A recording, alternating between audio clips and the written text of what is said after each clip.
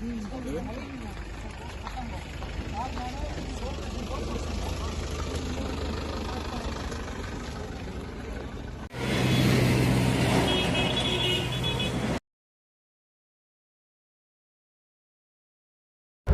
ऋषि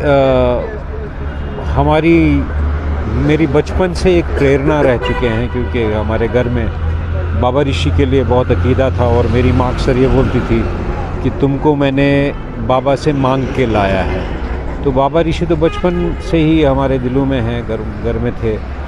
और यहाँ इसलिए आया क्योंकि बाबा जो हैं वो बाबा ऋषि हो ही इसलिए गए क्योंकि वो समाज को कुछ देना चाहते थे।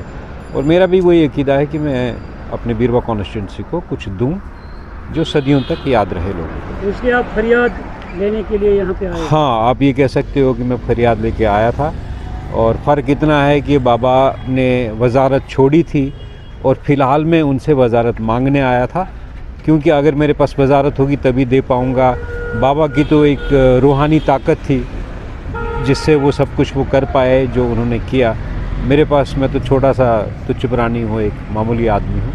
तो कुछ समय के लिए मुझे ये चीज़ चाहिए ताकि मैं लोगों की खिदमत कर सकता हूँ। बहुत सारा यूथ जो है मेरे साथ जुड़ गया है और मैं उनसे ये भी कहता हूँ कि अभी तो मेरे लिए थोड़ा सा काम भी कर रहे हैं वो, लेकिन मैं उनको कहता हूँ कि बेटा, ये मैं नहीं चाहूँगा कि ये काम तुम करो, तुम्हारा मुकाम, तुम्हारी जगह और वो कहीं और है, कहीं अच्छी जगह है। तो अगर बाबा ने सुन ली मेरी और मैं आ गया तो डेफिनेटली मैं उस तरफ काम करूँगा। कितना बोल चुका हूँ, मैं पहले भी बोल चुका हूँ, मैं किसी से मुकाबला नहीं कर रहा हूँ।